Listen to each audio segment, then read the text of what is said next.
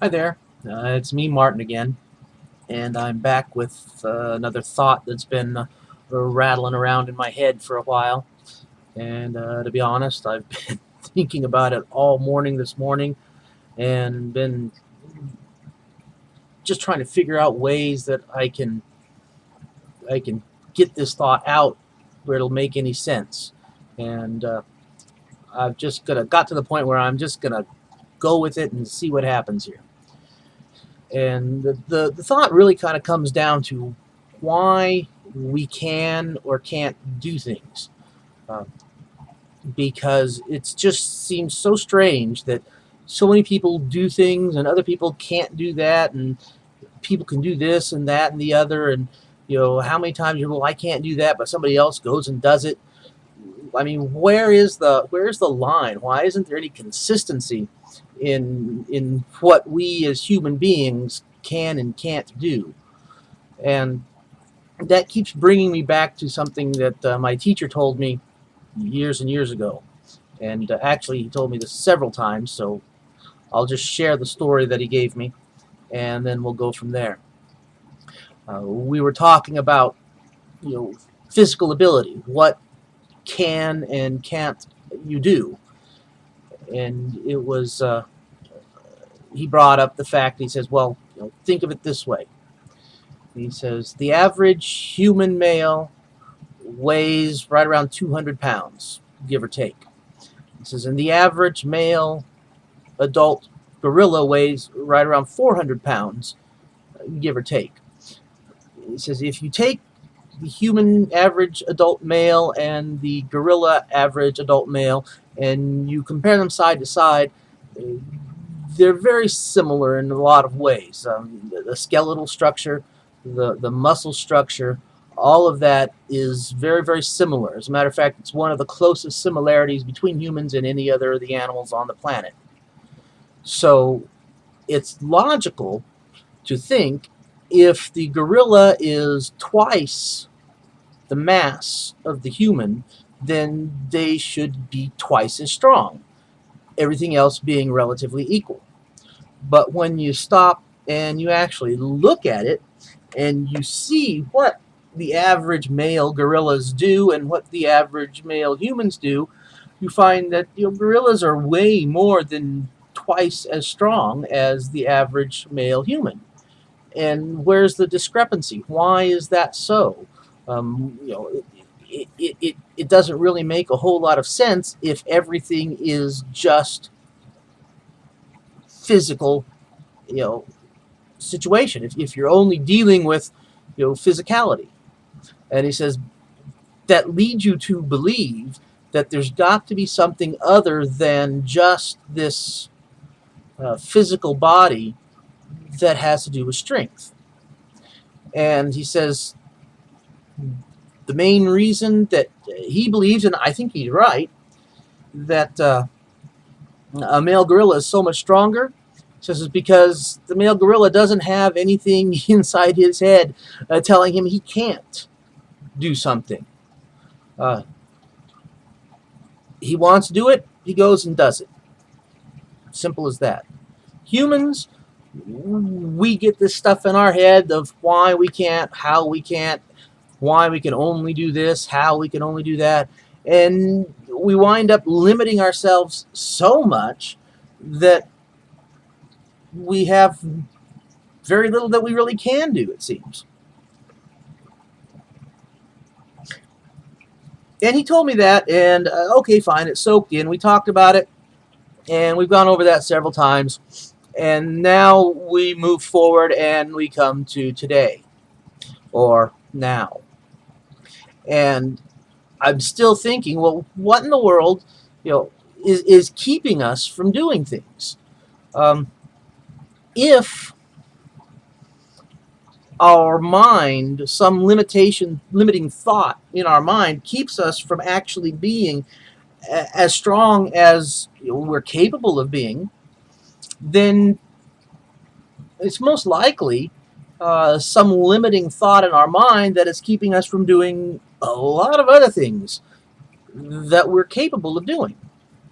And Another example that comes to mind is well, it's almost a cliche anymore, but the story of the hysterical mother whose car falls on her baby and runs out with superhuman strength, lifts the car up off the baby and puts it down and saves the child or whomever.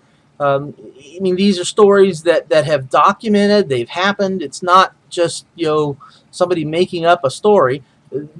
There are documented real cases of this happening, and we explain it all the way of saying, well, it's hysterical strength. It's adrenaline flooding through your body and making you super strong. And okay, fine, it's adrenaline flooding through your body making you super strong, but that means that your body is capable of being that strong anytime you need it. Why is it you can't do that all the time? Why is it when you're riding a roller coaster and you get that adrenaline rush going down and looping around, all of a sudden that you don't rip a seat out because you're so super strong? It's got to be something more. It's not just adrenaline flowing through your system that's doing that. It's got to be some other factor that is there sometimes and isn't there other times. And the thing I think is, and you hear this all the time, in those hysterical adrenaline-fueled strength scenarios, that the person, when they're done, they said, well, I didn't think about it. I didn't have any choice. I just had to do it. And we accept that as, okay, fine. You didn't think about it. You ran out and you did it. And then I come back to that whole gorilla human thing, and it makes a lot of sense. You panic. That panic situation where your brain isn't working the way it normally does, and you don't have all of that limiting belief inside there stopping you from doing what you need to do. You just run out and you are instantly confronted with a position, with a choice of two things: do something or do nothing. And that's it. That's the only choice you have. Something, nothing. Something, nothing. And if you look at the do nothing, you have absolutely no desire for that outcome. If you have a car laying on your child and you do nothing, your child dies. That's not an option. So you're left with only the option of do something. And you run out and you lift the car, you pull the child out, and the child lives. I mean, that's a very simplified story there, but essentially that's really what you're down to. Now, if that's the case, and we know that those things happen, we know that it's happened more than once, why or what keeps us from doing that more often? Why don't we just run out and lift the car all the time? I mean, every one of us has that capability. Anybody, I mean, these people aren't super strong, specimens of humanity. They're just average, everyday people who have been put in a position where they've gotten to the point where they have one of two options and they refuse to accept one of those options. Now, that leads us to wonder, well, why can't we do that more often? And I ask myself, well, why can't we? There's no reason why we can't. It's really just a point of making a decision. So what's keeping you from doing what you want? What's holding us back? I mean, it happens to all of us. I've seen and met and worked with some really amazing people, and I've worked with people that have got this idea down pretty good. And even those people who have so many areas in their life and so many areas where they just say, hey, there's no limit. There's nothing that stops me from doing this except what I have in my head. You can find other places where they deal with the same problem, and they don't have as good a grip on it. And I'm the same way. I'm sure you're the same way. We're all the same way. We're all the same in this.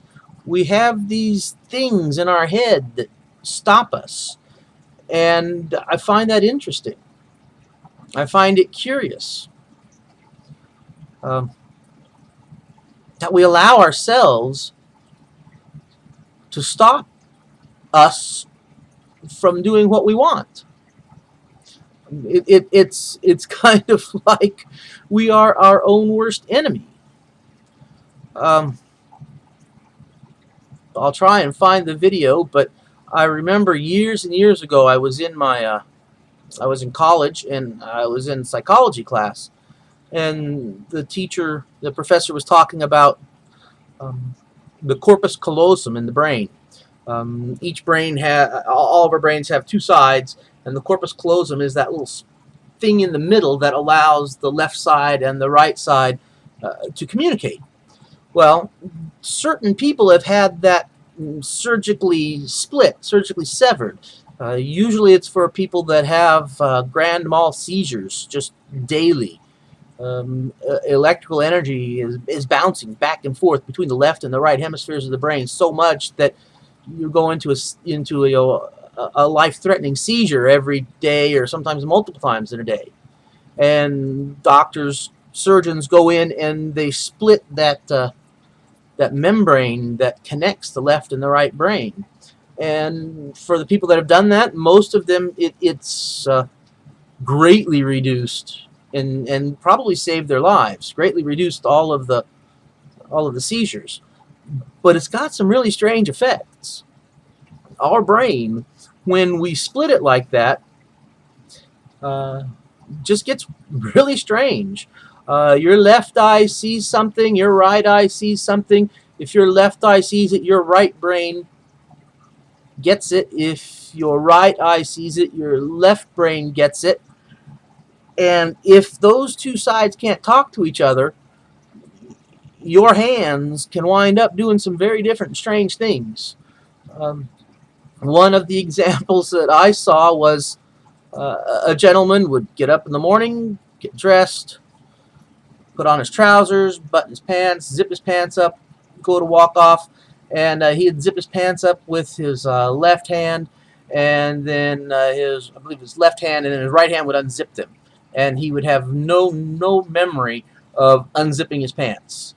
And he would be going through the day, and then they would say, hey, your pants are unzipped. Oh, really? He'd zip his pants up with his left hand, and as soon as his right hand would unzip them again. It was, well, I was 18 years old in college, and it was kind of funny to me. But at the same time, it was one of those amazing moments where you realize that the human brain, our mind, is so complex, so strange. And even today, 20 some odd years, actually more 30 years or something after that, because the film clip that I saw was old, and that was over 20 years ago, more than 20 years ago now, when I saw it. So it was, years and years, and we still don't understand our brain well enough to know why we do a lot of the things that we do. But we do understand it well enough to know that just based on the evidence that we have in front of us, the hysterical strength, the right brain, the left brain, all of that, that we can do things that we never even thought we could do. And we sometimes are our own worst enemies and keeping ourselves from doing things that we want. So ultimately, we come back to, why do we keep ourselves from doing the things that we want? There's really only a few answers. One, we don't want what we say we want, which is possible. A lot of times we say we want something because that's what we think we should want, but the truth is we couldn't care less about that. We're only saying it because that's what we should say. Or two, what we want, we don't believe we deserve. So I want this, but yeah, that's not, I don't deserve that. And so we just sabotage ourselves. We put blocks in the way of getting what we want. Or we want something and we have no clue how to get it. Just, I don't know. No idea. Any of those can be issues. But I guess what I'm getting around to is there's very little we cannot do. There are just things we choose not to do. If you really want something, maybe you should start taking a look at what you want and start thinking about ways you can get it, and keep reinforcing in your mind, blocking out those things that are stopping you from getting what you want. Our attitude is something that we're not born with. Our, for lack of a better word, prejudices. And I'm not talking about against people. I'm talking about against anything. If we don't think we deserve something, well, then we have a prejudice against that. Something in somewhere in our head that says, no, that's not for us. Maybe when we were a child, we were told something that, no, that's not something that we do. That's not the kind of people that we are. Anything that builds that wall inside your mind against what it is you think you want. So maybe it's time to start knocking down some walls. Maybe it's time to start rebuilding ourselves. Maybe it's time to learn how we can get over a lot of that stuff that was put in our heads by the people we grew up with, who didn't even know that they were doing that. Had no idea. Maybe it was just I don't know how many times this happened to me, but just an offhand statement that somebody makes without really even thinking about it, all of a sudden becomes this great impenetrable wall inside our heads. Maybe we should stop. Maybe we should think. Maybe we should take a little bit of time and learn how we can take control of our lives again. How we can take control of our brain, our mind. There's a saying in the martial arts: the mind leads, the body follows. It's a simple idea. You can't do anything physically that your mind hasn't already thought out. Any motion you plan to take, your mind has already practiced that in its head. It's already given the warning signals to the muscles. If, say, for instance, you want to reach over and grab a glass and take a drink, well, before you even make a move, your brain has already sent a signal to every muscle that it's going to use to reach over and grab that glass, pick it up and take a drink, to say, hey, get ready, because in a millisecond you're going to have to do this. The mind leads. It's always up front. It's always out front. The body follows. The body does what the mind tells it to do. And that is in more than just reaching out and grabbing something. That is in doing anything. If you don't believe you can do it, if your mind isn't 100% behind doing it, then it's not going to happen. You want to try something that will really twist your brain? When you sit down at your next meal where you have a plate, food, fork, knife, just spend 1 minute thinking about every motion you take. Pick the knife up, pick the fork up, fork, cut, pick, chew. Every muscle that's moving, think about it. Believe me, you won't want to do it for long because it takes way too long to try and eat. But at the same time, our mind is doing all of that. No muscle can move without our mind telling it to. So we do a lot. As a matter of fact, probably 80% of our lives is spent on autopilot. Well, don't you think it's time to reprogram that autopilot? Especially if it's flying you places you don't want to be. It's not taking you where you want. It's not getting you what you want. I'm running long here, so I'm going to cut it up and I'm going to cut off, but I want you to just think about it and think for just a little bit, everything that you do, how many of those things are you really thinking about, and how many of those things are you just doing by habit, without thought, without really thinking about it? And when you get to that point, then maybe, just maybe, you'll be ready to take the next step and start looking at how you can change those habits, change that the automatic behavior, and direct it and focus it in places that you want. Because you can do that. It's not impossible. It's really not that hard once you know how.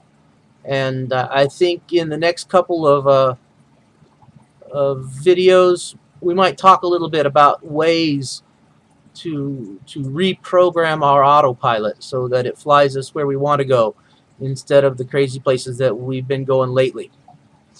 Spent a little longer, and I know this has been kind of weird, but I just couldn't think of any better way to say what I wanted to say. Believe me, if I had thought of a better way, this wouldn't have been so disjointed. But I hope you listened. I hope I helped you. I hope there are some things that we can work together in the future. And if you're interested at all in what I've said or anything like that, you can click the like button down below. There are some web addresses in the box below that will get you to contact me, and we can talk together, or we can work together. Whatever it is that you might want, you can find me at those addresses. And I look forward to hearing from you. Leave a comment, click the like button, share this, even if you just want to share it with somebody and laugh, because, you know, I can be pretty funny sometimes too. But either way, I hope you have a great day, and I hope I'm able to help you.